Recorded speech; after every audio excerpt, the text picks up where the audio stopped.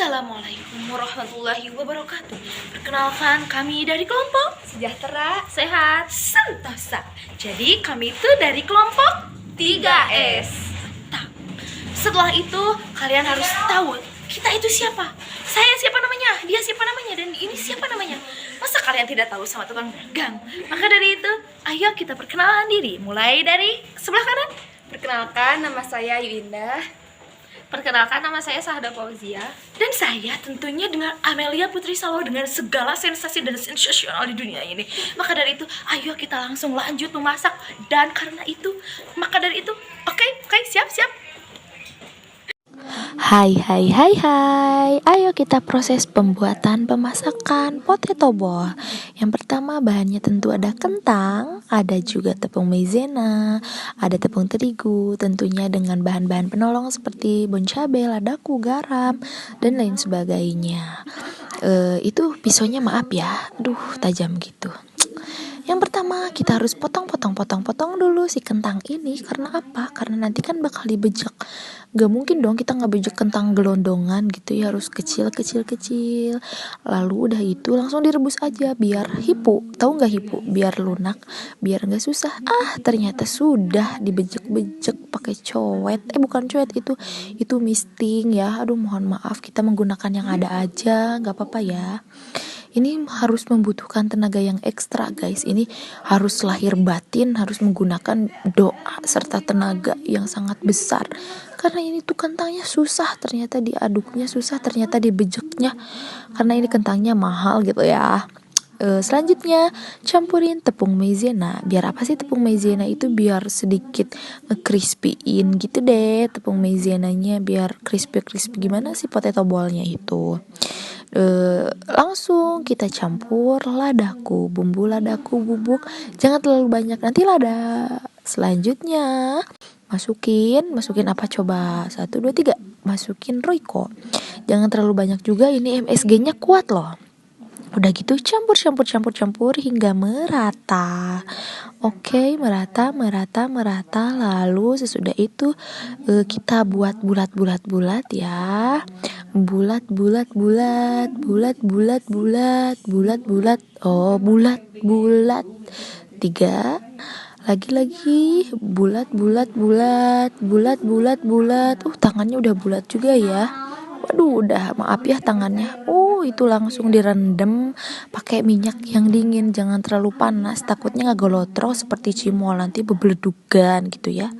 Udah gitu jangan lupa kita harus tutup si pancinya itu biar nggak ngebletruk keluar. Tara, malam sudah semakin gelap. Tandanya kita sudah selesai mengerjakan tugas kelompok ini. Ini apa namanya teman-teman? Potato ball. Ini seharga segini, nanti dijelasin lagi ya. Oke, sekian dari kelompok kami. Assalamualaikum warahmatullahi wabarakatuh. Selanjutnya ada analisis SWOT makanan potato ball. Yang pertama, strength atau kekuatan, yaitu bahan baku yang mudah didapat, lalu proses pembuatan yang mudah dilakukan. Yang kedua, ada weakness atau kelemahan, yaitu harga bahan baku yang berubah-ubah seperti kentang dan minyak. Yang ketiga, ada opportunity atau kesempatan, yaitu target pasar luas karena makanan ini bisa dikonsumsi oleh balita hingga lansia. Yang keempat, ada threat atau ancaman, yaitu produk makanan ini mudah ditiru oleh pesaing karena proses pembuatannya yang mudah. Lalu banyaknya pesaing usaha makanan lain yang lebih kreatif, baik dari rasa maupun nuansa packaging. Halo teman-teman, di sini saya akan menjelaskan persamaan dasar akuntansi, harga pokok produksi, dan harga pokok penjualan. Nah, yang pertama saya akan menjelaskan persamaan dasar akuntansi. Persamaan dasar akuntansi itu terdiri dari harta, utang, plus modal. Nah, harta itu terdiri dari apa aja sih? Nah, harta itu terdiri dari kas, peralatan, dan perlengkapan. Nah, di kas kenapa sih uangnya 10.000? Nah, uang 10.000 ini kami akan gunakan untuk membeli keperluan tambahan atau membeli keperluan dadakan, atau bisa juga untuk uang jaga-jaga. Nah, kalau di peralatan ini uang 5.000 untuk apa? Nah, ini uang 5.000 itu untuk membeli packaging atau cup.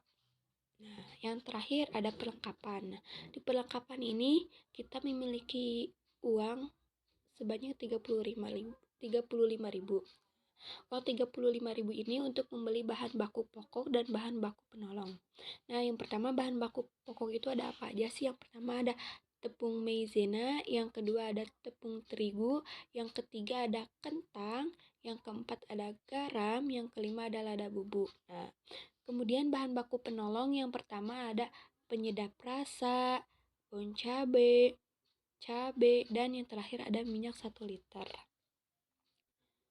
Sehingga modal yang kami miliki itu sebanyak 50.000.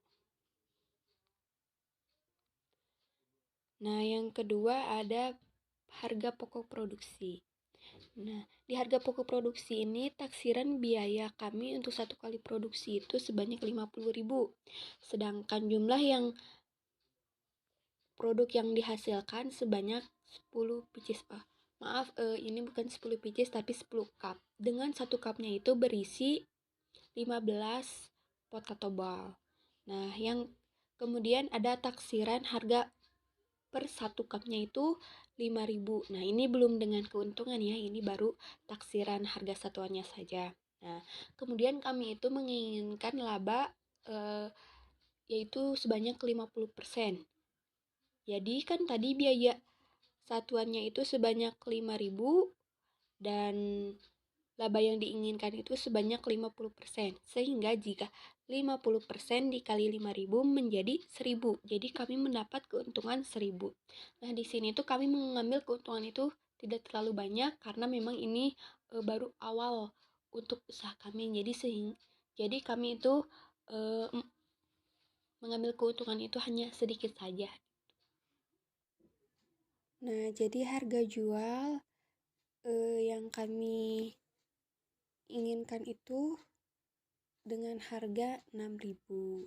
Nah, untuk biaya produksi yaitu terdiri dari biaya bahan baku, biaya overhead, dan biaya sesungguhnya. Nah, biaya bahan baku sebanyak 49.000, sedangkan biaya overhead sebanyak 1.000 dan biaya sesungguhnya yaitu 50.000. Nah, kemudian yang ketiga ada harga pokok penjualan. Nah, untuk harga pokok penjualan, harga penjualan kami itu setelah semuanya terjual itu kami akan mendapatkan uang sebanyak 60.000. Dengan persediaan produk jadi awal itu kosong atau tidak ada, dan juga persediaan produk dalam proses awalnya juga tidak ada atau nol. Nah, untuk biaya produksi ya seperti yang tadi sudah dijelaskan di atas bahwa terdiri dari bahan baku sebanyak 49.000 dan biaya overhead sebanyak 1.000, sehingga total biaya menjadi 50.000. Nah, untuk harga pokok produk. Nah, kemudian ada persediaan air. Persediaan airnya itu 0 ya. Jadi 50.000 dikurangi 0 sama dengan 50.000. Nah, itu yang 50.000 itu masuk ke harga pokok produksi. Kemudian ada persediaan produk untuk dijual ya. Kalau ini untuk dijual itu ada 50.000. Tadi kalau persediaan produk jadi awal itu 0 ya, atau tidak ada. Nah, kemudian dikurangi dengan persediaan produk jadi akhir yaitu 0 atau tidak ada, sehingga harga pokok produk yang dijual sebanyak 50.000. Nah, kemudian tadi